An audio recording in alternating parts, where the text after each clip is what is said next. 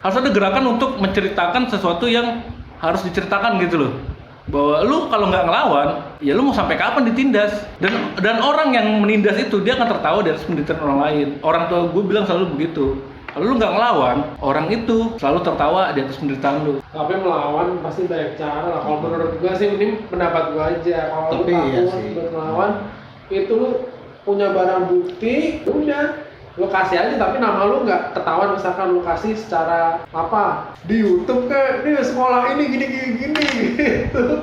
Ya nunggu sampai viral berarti. Ya kalau sekarang ya kita nggak bisa ini ya, maksudnya gue mungkin waktu itu berani karena dari kecil bokap gue didiknya keras mungkin, jadi gue ada pemikiran, ada sifat kalau gue ya biasa dikerasin, jadi gue keras gini udah situ kali mungkin. Tapi gue nggak ada penyesalan sih maksudnya masuk sekolah itu sih, walaupun isinya intimidasi semua.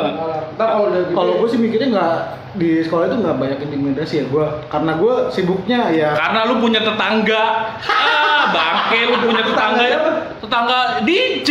Dia nggak tahu. Oh tahu cuy, gue kan gue dulu pas SMP sama dia mulu. Iya. Rumah bawah lu kan, iya. Sama dia mulu, orang mau minjem motor gue mulu. Makanya dia enak, dia punya. Tapi gue gak dibelain. Gue juga. Ayo. Gue bukan masalah tetangga sama dia, emang gue dulu kan pernah diadu sama abangnya kan. Iya. Sama tuh dia tuh nggak tahu kenapa ya, gue kan mikirnya juga biasa aja. Tapi masalahnya nih, kelas gue itu kan ada dua veteran. Dua veteran, kelas dia veteran tapi ya begitulah. Galak veteran gue. Dia tidak mulu. Veteran lu konyol anjir. Dan siapa sih yang udah meninggal? Enggak, veterannya dia tuh yang kecil. Veteran dia kan ini masalahnya. Oh iya, itu veteran. Galak dia. Galak dia kan.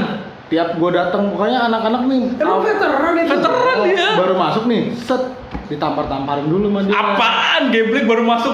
Kenalin nama gue ini mana digalakin bangke? Ditampar-tamparin dulu bos.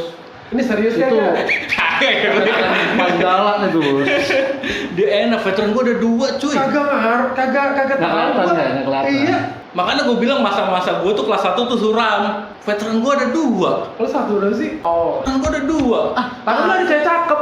Ya cewek cakep, veterannya ada 2. Di kelasku juga ada cewek cakep.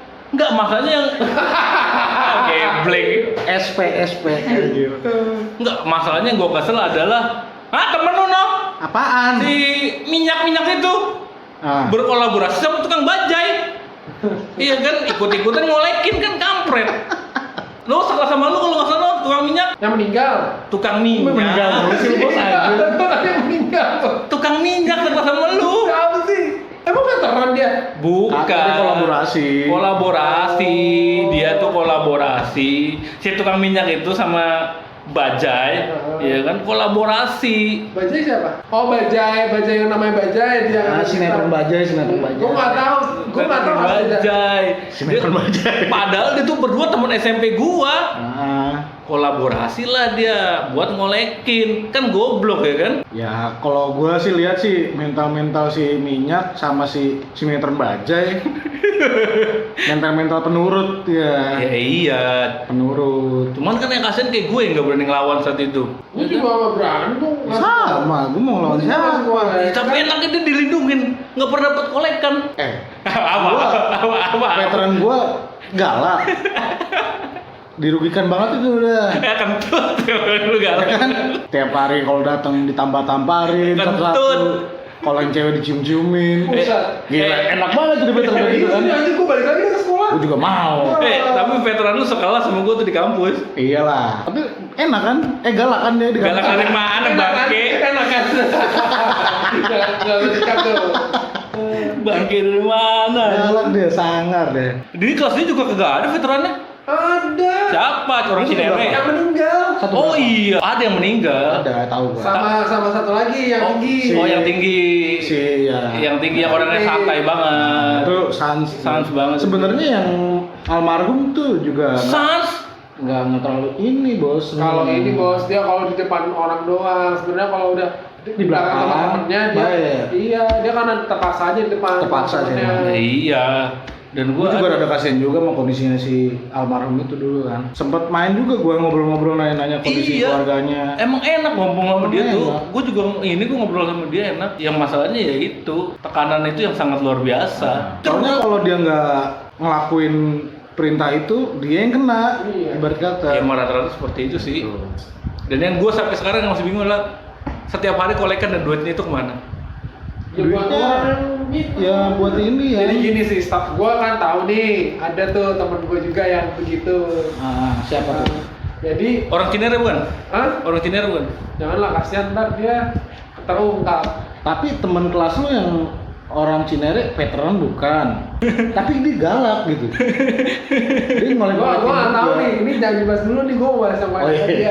iya dah. Pokoknya Iya. di kolekan nih, misalkan dia ditargetin 70.000 sehari sama Alumni. alumni, dia ngolekin itu 100.000, 120. Si lebihnya itu buat dia, nah 70.000-nya itu buat si alumni. Nah. Itu jiwa bisnisnya jalan. Nah iya, juga bisa enak loh. Nggak kerja dapat duit. Iya, uang jajan malah nambah. Ya halal nggak? Sekarang kan Ya kan dulu kan namanya zaman dulu, Bos. Tapi ngambil sisi positifnya dia jago berbisnis. Enggak. berbisnis. Yang paling parah ini sebenarnya angkatan di bawah kita. Oh, si anak pang itu. Apa dia? Nggak tahu, gue nggak tahu. Nggak tahu dia. Lu nggak tahu. Nggak kenal. Nah itu parah banget si anak pang itu, maksudnya dia kan dikeluarin tuh waktu kelas 2, kita kelas 3, dia kelas 2 waktu kita kelas 3, dia kelas 2, dia dikeluarin kan. Nah sampai sekarang itu si anak pang masih nongkrong di warung nenek. Itu yang nggak habis gue pikir ya. Kita aja belum umur segini, kadang mikir orangnya kayak gitu. Masa depan gimana? Ngapain gitu? Nah iya. Maksud gue masih datang ke sekolah minta kolekan. Nah Itu buat apa anjir? Tapi menurut gua karena itu balasan, Bos. Maksudnya kan Ya, kita tahu kejahatan masih Enggak, dibalas. maksud gue kenapa dia bertahan gitu. iya Karena bener. dia pikirannya nggak berkembang kita, karena Nah dia itu, kenapa dia bisa nggak Karena dia berkembang, ngelakuin, Bos? karena dia ngelakuin kejahatan, Bos. Dia ngelakuin kejahatan, jadi negatif semua, pikirannya nggak bisa berkembang. Nah itu maksud gua, itu kan jadi turun menurun akhirnya.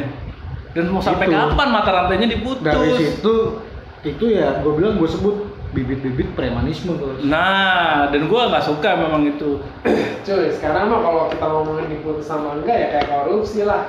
Ya, kalau Itu susah agak pasti susah. ada Soalnya tuh. itu udah mendarah daging sih, Bos Iya. ya. Jadi budaya jatuhnya. Nah, makanya gue sih berharap dengan adanya podcast ini tuh setidaknya tuh ada orang yang berani memutus mata rantai itu loh. Dan gue berharap nih kalau misalnya ada guru yang mendengar, kebetulan gue berteman juga IG sama salah satu guru kan, dan dia juga masih menjabat nih guru itu kan. Gue sih berharap ada undangan alumni yang berprestasi lah ibarat kata untuk memberikan contoh yang baik gitu loh. Entah kan teman kita banyak nih, salah satu teman kita nih pebisnis, dia bisa menceritakan kondisi bisnisnya bagaimana. Lah iya dong, daripada dia harus melakukan kayak gitu.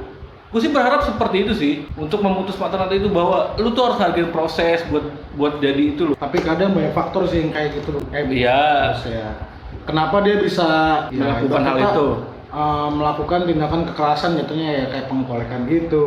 Ya kayak dari faktor, pernah gue juga nanya kayak temen deket rumah gue itu yang alumni gue juga. DJ. Ya gue lihat sih dari faktor keluarga, pertama dia nggak diperhatikan sama keluarganya. Jadi memperhatikan ke orang lain. Dia cari perhatian ibarat kata dengan cara yang kayak gitu. Mungkin terlihat hebat. Iya. Ya maksudnya kalau ada alumni yang benar diundang kan bisa mengarahkan. Lu sekarang bisa ngarahin ke YouTube, bisa ke bisnis gitu loh. Jangan jangan sampai ini mata rantai itu terus aja begini, mau sampai kapan gitu loh. Dan kecenderungan kemungkinan ya menurut gua ya itu akan jadi bibit ke depan loh. Entah mungkin ke dunia kerja, entah dia mungkin nanti jadi apa sih namanya ya mencari-cari celah seperti itu. Kalau menurut gua sih pandangan juga. Jadi lu tadi maksudnya manggil alumni buat ngasih orang-orang yang kayak tadi ini supaya berubah gitu kan? Bukan berubah, mengarahkan. Menurut gua sih yang menurut gua yang bisa mengarahkan mereka ya hukuman, pidana. Bukan, ini kan sebelum terjadi gitu loh. Sebelum terjadi, kalau udah terjadi mungkin hukuman. Tapi maksudnya mencegah untuk hal itu loh, mengarahkan gitu loh. Lu ada cara yang lain loh, lu biar jadi perhatian orang lu bisa jadi bisa buat YouTube, buat Soalnya konten. sekarang Tapi sekarang ini ya, gue bilang sih ya udah agak berkurang ya. Udah agak berkurang. Nggak kayak zaman kita dulu sekolah. Iya. Beda. Kalau sekarang mungkin masih ada, cuman nggak terlalu sebanyak kayak zaman dulu. Iya, Gitu cuman sekolah. masih ada di kedai di kedai gua dulu itu banyak yang masih wah alumni nih. Ya anak pang itu masih minta terus ngadain jaket dan gua gede kayak buat jaket, gua mesen apa datangnya apa dan kadang nggak kelar-kelar. salah satu pendewasaan sih. Tapi kalau misalkan ini sih intinya semua kalau dari gua, lu kalau misalkan mau ngelawan ya dan lu berpikir kalau pakai kekerasan. Kalau bisa sih jangan pakai kekerasan. Iya, jangan pakai kekerasan. Pasti banyak cara kok. Salah satunya ya mungkin lu bisa kayak dari orang tua lu, nanti orang tua lu bikin nama lu, nanti mereka bikin kepopularan kan yang lain-lain juga benar kan? Sama sebenarnya ya kayak ke guru BP tuh harus ada pendekatan juga sih ke murid-muridnya. Kadang kayak itu kan lepas dari pengawasan ya, guru BP itu lebih ada pendekatan ke murid-muridnya. Tapi emang ini sih sebenarnya sih ini sih maksud gua bukan hanya guru ya, mungkin peran orang tua. Iya semuanya semua aspek harus masuk. Tapi sebenarnya benar itu sih bos, lu setuju lu sih harus ada jawabannya. Jadi guru BP ini ya jadi tameng makanya namanya guru BP. Soalnya ya dia ada itu ya untuk menertibkan murid-murid ini karena masalahnya di sekolah. permasalahan sekolah, permasalahan murid-murid. Tapi kadang kan mereka juga mencapupnya luas mungkin ya. Mungkin udah ada banyak sih faktor mungkin yang adu, cuman nggak terlalu ditindaklanjuti sih. Ya itu dia. Aku bilang kan gue bilang dari awal. Lu kayak tadi belum ngomong, masih ngantuk kan?